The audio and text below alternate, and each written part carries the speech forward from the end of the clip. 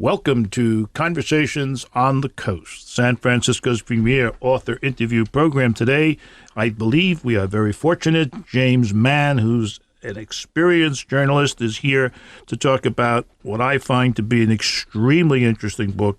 It is called Rise of the Vulcans, and the subtitle, The History of Bush's War Cabinet, published by Viking. Thank you so much for coming by. Good to be here, Jim. One of the things I think is that maybe the subtitle of this book ought to be Surprises I Have Known in Washington, D.C., because I opened the book and I'm reading, and it says, my former congressman when I lived in Freeport, Long Island, New York, Allard K. Lowenstein, and Donald Bullets Rumsfeld were congressional buddies. Tell me how this could be. What you're leaving out, of course, Rumsfeld wasn't quite as hawkish then as he is now, but he certainly was. His politics were certainly quite different from Al Lowenstein, who was certainly one of the most liberal members of Congress, and one of the best congresspersons ever in that august organization, in my opinion. Congress is a funny place where friendships form across the aisles, and I don't know exactly how this one formed. If I remember right, Lowenstein was a wrestler, and so was Rumsfeld. That's right. But right. I don't know. That doesn't quite explain it. Did they start wrestling with each other? I don't know. I don't know. Well, one of the other surprises is that as a group, the Vulcans, as you call them, and that's a name that they gave themselves. You didn't come up with that. That's their own thing. They were expected to be retreads. They were expected to repeat the foreign policy approaches of the first President Bush. But it seems to me they turned that on its head, didn't they? Absolutely. Really, within weeks after taking office in 2001, they're moving out in different directions from the first Bush administration. A couple weeks after Bush is sworn in, there's a turnaround on North Korea policy. And then, well before September 11th, they're pushing ahead on missile defense, all kinds of things that the first Bush administration would not have done and was not willing to do. Well, it was really more than the first Bush administration. It was the American outlook, if you will. That was our vision. It included, policy words like détente. Mm-hmm. It was very much involved with creating and maintaining groups of countries together, alliances and things like that. And these cats came in and they started talking about preemptive combat. One of the things I did in researching the book, I had the same perspective that, here's a group of people. They went out of office in 1992. Right. And then 8 years later, they start up in a different place. And one of the things I did in the book is to look at the Republicans in the 1990s when they're out of power. And what you find there is that the change isn't abrupt. It's very gradual. The center, the locus of the Republican Party is shifting rightward throughout the 1990s. These Republicans that I call the Vulcans are responding to this. So actually, in the 96 campaign, people forget, because it was such a loser, people forget Bob Dole. But some of the Speaking positions... of losers. Guess who? I bet you can't name for me who were his top two foreign policy advisors in that now forgotten 96 campaign. I have the vaguest Try idea. Don Rumsfeld and Paul Wolfowitz. No. Yes. Oh. Well, there's something else that you bring up going farther back than that. You go back to the 60s, and you make the point, which really needs to be made, that we all think of the 60s as, the liberal era on our campuses and people running around taking their shirts and tops off and protesting the war. But at that same time, there was a resurgence of conservative thinking and philosophy in various departments at major universities. Right. One that really isn't noticed at the time. It's a contrarian movement. It's a conservative movement.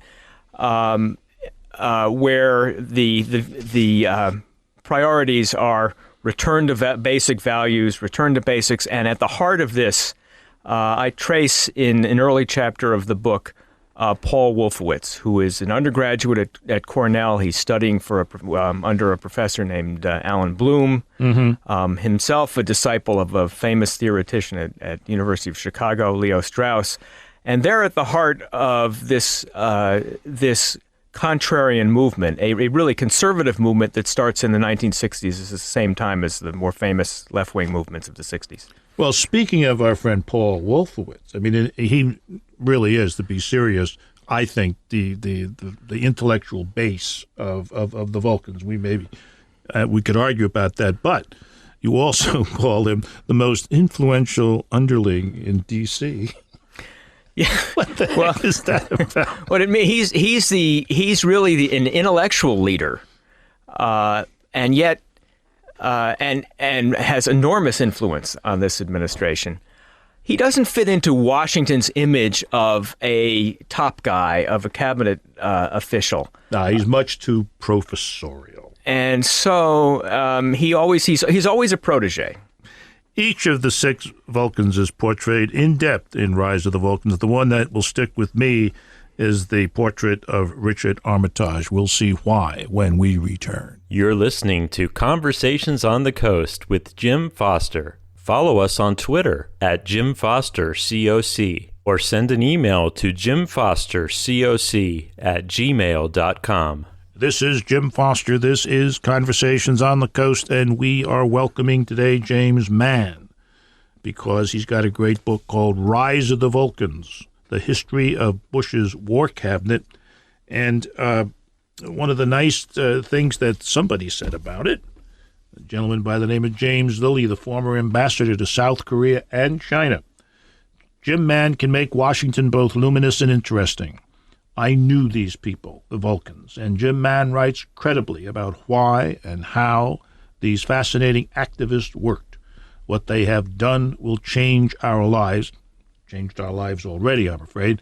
And this is captured in this most readable book. And it is. It is readable.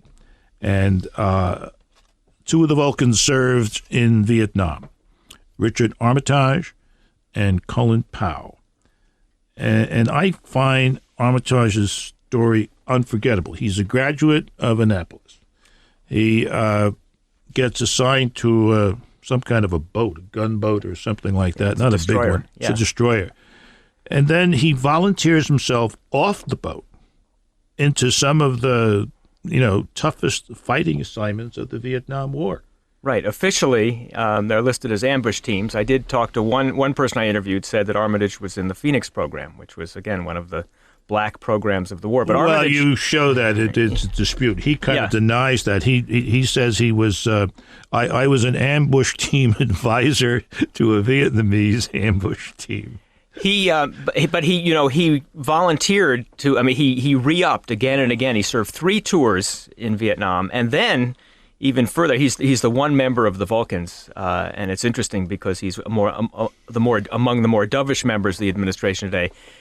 He was so angry at the American withdrawal from Vietnam. He said America was behaving like a runaway dad by deserting South Vietnam. He then left the Navy, stayed on in Vietnam, worked in the defense attaché's office, and at the very end of the war in 1975, he goes back over there to help get American materiel out and leaves in the final days of the war. He leaves from South Vietnam's coast with a flotilla. He's the lone American in a flotilla with thousands of South Vietnamese, and he sails this flotilla to the Philippines. And when he gets to Subic Bay, the president of the Philippines says, a guy named Marcos. Marcos, yeah. you can't put these people here, fella. And he gets them there. He lands them there. Right. And there's an old phrase in the book that I would think of as Armitage's motto: "Forgiveness is easier to get than permission." I love that line. That's a great line. The other thing about him that fascinated me was that wherever he went, he got himself. He got together with the native people. He didn't stand aloof. I mean, he was in there with the Vietnamese. He was concerned about them, concerned about their survival, concerned about their lives. One of the stories that I tell in the book, this is in the 1973 period. He gets offered a job in Saigon, And he says, "Does that mean I have to wear? I have to wear socks? Wear shoes?" He says. The guy says, "Yes." He says, "I don't want right." it. And he goes off and stays out in the countryside again. He gets into some kind of an argument. He wanted to take another tour in Vietnam or something, and they said, "Oh yeah." They said, "For the good of your career." Here's what happens. When in the time of the formal American withdrawal of its forces in 1973, the time of the Paris peace settlement, the U.S. is formally allowed a very small number of military people to stay on there, and Armitage asks to do that, and he doesn't. And they kind of say, "Well, you've had 3 tours." And it's really, it wouldn't be good for your career to stay on in Vietnam. Right. It's not a career path you want. And he says, since when is it harmful to your career to stay on in the country that's sort of the main area of military operations? And he leaves the Navy. He just walks out. Another one of the Vulcans who served in Vietnam, Colin Powell, of course, and he his experience there was somewhat different. He did win a medal of some sort. And he was going a different way. He was concerned about his career path, so much so that you write that he was the perfect intermediary between the Army and its civilian overseers. That may be a quote from somebody. I'm not sure. Army leaders were pushing Powell towards Washington because they saw him as a superb representative of their institutional interests, a smart, affable, articulate African-American. And eventually, in 4 years, Powell became a Washington professional. He was blazing a new career path for military personnel. Right. This is in the late 70s, after the end of the war, and the war has produced these tremendous tensions between the uniformed leadership, military leadership, and civilian leaders. And Powell is the bridge. Perhaps Condoleezza Rice could be called another surprise of this book, the surprise member of Bush's war cabinet. We're going to look and talk a little bit about her when we return. You're listening to Conversations on the Coast with Jim Foster. Follow us on Twitter at JimFosterCoc or send an email to jimfostercoc@gmail.com. Our guest is James Mann. His book, Rise of the Vulcans, The History of Bush's War Cabinet. And Doyle McManus, the Washington, D.C. bureau chief of the Los Angeles Times, a paper down south, writes, where did George W. Bush's foreign policy come from? God knows he didn't have any when he was running for office. That's not McManus, that's I. This is the backstory, with hard-digging research, original reporting, and incisive analysis by one of Washington's best journalists. The definitive history of Bush's war on terrorism can't be written yet, but Rise of the Vulcans is Volume 1, and it is an essential starting point. And I quite agree with that because, you read newspapers and you think you know, but what your book does is it brings it all together in a cohesive way so that you can see connections that you didn't see before, that you never suspected. And we're in your debt for that. Thank you. I want to talk about Condoleezza, who was born in Alabama. She was middle-class black and was, suffered in a segregated society, became a quite accomplished piano player. In fact, at the college level, she was going to major in music before she actually started as a music major. And then she sort of reached her limit and said she decided she didn't want to spend her life teaching little kids to murder Beethoven. That's a very noble desire on her part. Beethoven, I'm sure, loves it. Now, the other from that kind of beginning, and she did graduate work in international relations, and then she taught at Stanford. And then you say that the conceptual change from deterrence to taking the war to the enemy was pretty much her bailiwick, as well as Wolfowitz's. And the reason you say that is because among the advisors, she was the one closest to Bush. Absolutely. How did that happen? It began in the early stages of the 2000 campaign, actually in 1998, when the senior Bush 41, as we can call him, and Brent Scowcroft recommend to George W. Bush that she would be the great foreign policy anchor for the campaign, and she goes up and spends a weekend at the Bush family compound in Kennebunkport, Maine, and spends part of that weekend talking to George W. Bush, and they bond together. And she really, uniquely among the foreign policy team, she's the one who has the personal relationship with Bush more than any of the other advisors. So would it be possible that if there were something that they thought would be the War Cabinet thought would be a hard sell to the president, that they'd give it to her to sell? Absolutely. She's also, in some ways, I describe her as among the most political of the advisors. Don't get me wrong, Cheney and Rumsfeld were politicians on their own. So Cheney even knows what to do with salt shakers, you tell us in here. That's right. Yeah.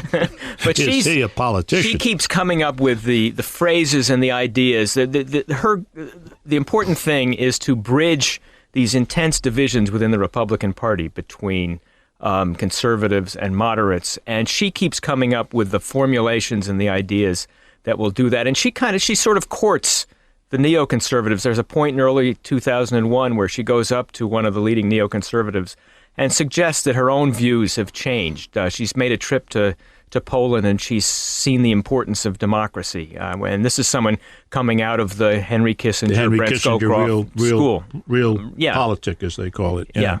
She now is in the post 9/11 world. She is the one who, I guess, elucidates what the mission of the United States should be. She sees it as historic, as comparable to that of the post-World War II generation. America now was about building a whole new order, and that's where Wolfowitz's idea about we have to stand up for what's morally correct and all that kind of stuff. And in standing up for it, it's okay to attack. And to wage preemption. Yes, but it is, and Wolfowitz is certainly in general the theoretical, the leading theoretician for this group. But this idea of a historic mission that what the Bush administration is doing is comparable to the changes under Dean Acheson and George Kennan in the 1940s. Or the phrase that we need to make a generational commitment to the Middle East. These are really linked more closely to Condoleezza Rice than anybody else. So she really has the capability of turning the phrase. Yes, she does. And that's very, very important to selling it not just to George W., but to you and me. Well, I found in the during the first Bush administration, there were debates about what to do, how to handle the Soviet Union. And I kind of laughed because 12 or 14 years later, as I'm interviewing for this book, the Hawks say she was with us, and the Doves say she was with us. Well, the book is called Rise of the Vulcans, The History of Bush's War Cabinet. The author who's spent the whole half hour with us is James Mann. This is Conversations on the Coast, and I'm Jim Foster. Follow us on Twitter at Jim Foster COC, or send an email to jimfostercoc@gmail.com.